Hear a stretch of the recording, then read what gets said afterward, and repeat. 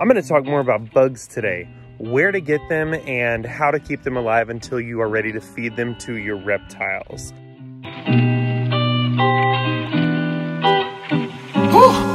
Yeah. So right off the bat, there's two places you can get bugs basically, a pet store or an online resource, and there are pros and cons to both. Right off the bat, the biggest pro I would say about a reptile shop is there's probably one in a very close proximity to you, so it is convenience. The biggest con is that it's typically more expensive. The one exception to this is if you only need a small amount of bugs, then you probably will save money because you don't have to pay for shipping for just a tiny amount of insects. But if you need a larger amount of insects, an online resource might be a better option for you. But you will have to do a bit of planning. So basically the pros and cons are the exact opposite. Ordering online isn't that convenient. Now I feel like it is a bit of an exaggeration because in most places you can order overnight shipping. So you can get bugs to you really quickly. Of course, that comes at a price. It's gonna be more expensive to pay for overnight shipping. So just for your regular shipping, you can get bugs 2 to 4 days after ordering them. And it's not that expensive. And especially if, like I said, if you're buying in bulk, you're buying a lot of bugs, you will save money from an online resource. So next, I'm going to show you all what the tubs look like that I keep these bugs in and how I keep each individual bug alive until they are ready to be fed to the dragons.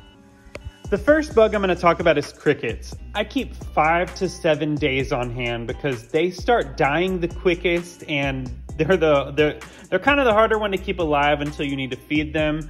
They also start smelling the fastest. The best thing to keep in mind when you are considering crickets is heat and hydration. I use a chicken watering device, and you can line the bottom with some kind of packing paper or paper towel. I've even seen some pretty creative ones where people use rocks, something for them to get out of the water. This size cricket drowns really, really easy, so you have to make it, almost really impossible for them to have any water to drown in. In addition to that, we feed them carrots and potatoes, as well as a laying chicken feed. We also feed that feed to our roaches, and that is just a maintenance feed to get them through the day and keep them, full and healthy and nutritious. About an hour to 2 hours before we actually feed them to the reptiles, we gut load them. I'm going to save that for another video.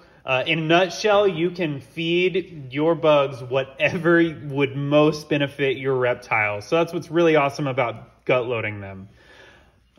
So this is the size tub that we use for our crickets.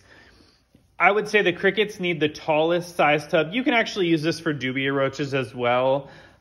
It is a 58 quart tub, something that's like, 5 to 7 inches away from the top of the top point where they can climb. I would say almost touches a spider there.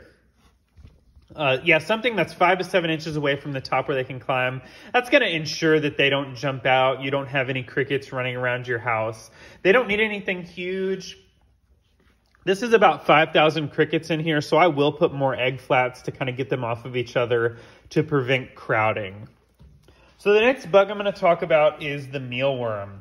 This is a 28 quart tub. It's nice and short, shallow, but it gives a good surface area.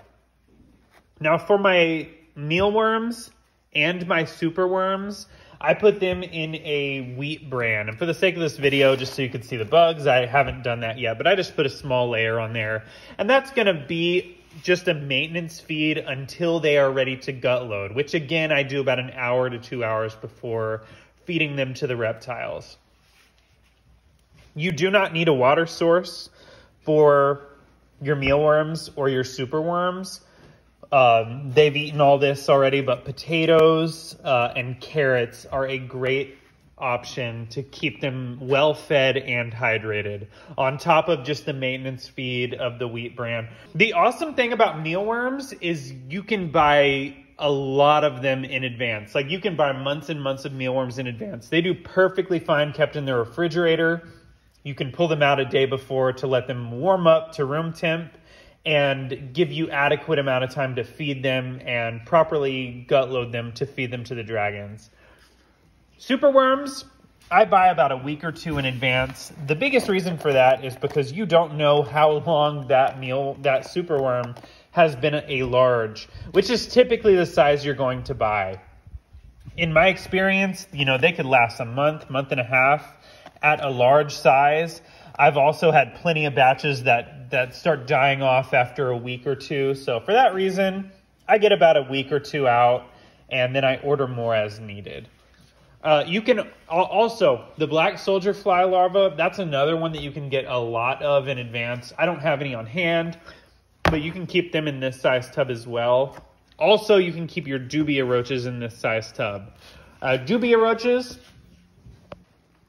I decided to go ahead and pull one down. So you can see this is how I keep some Dubia roaches. I don't keep a whole lot in here because I like them to be able to have plenty of room and grow out. And this is like the chicken feed for laying chickens, and then plenty of carrots for hydration. When the Dubia get bigger, I do move them up to a tub that's about this size, and then I will give them an additional hydration source. The awesome thing about Dubia roaches is they can live for 2 years as a female. I believe the males live about a year, and they can be fed to dragons at any point in their life cycle. So they're another one that has a very long shelf life. The other awesome thing about Dubia roaches is if you order a size too small, they will grow very quickly if you keep them in a nice warm area. Kind of same is true for the opposite. If the Dubia roaches, if you ordered too many of them and they are the perfect size right now, you can just keep them in a cooler area of your house with food and hydration, and they will be perfectly healthy, but it will slow their growth rate down enough that will allow you to feed them off in an adequate amount of time. Anyways, I really appreciate you all watching this video. Thank you so much for your time. Thank you so much for the support. Check out this awesome shirt. This shirt's actually available on my website. I will include a link to my website if you want to look at this shirt. We have other shirts available. Any of the animals that I have available, bugs, anything. I'll include a link in the description of my website where any of this stuff can be purchased. And one more thing, I know it's been a while since I have posted. Things got crazy with the family, and I actually made this video like twice. I made it twice. The first time it was perfect. I was super happy with the video, and then Canva, which is the app that I use to edit my videos, just like deleted it. And so I was like, and then then we were busy and whatnot, and so I filmed it again, and I felt like the second time I filmed it, it was way too long for what I just covered with you all. But anyways, yeah, I'll post another video soon. I'll get another one up soon. I appreciate everybody so much. Thank you so much. And I will see everybody in the next video. You have a good day. Bye-bye.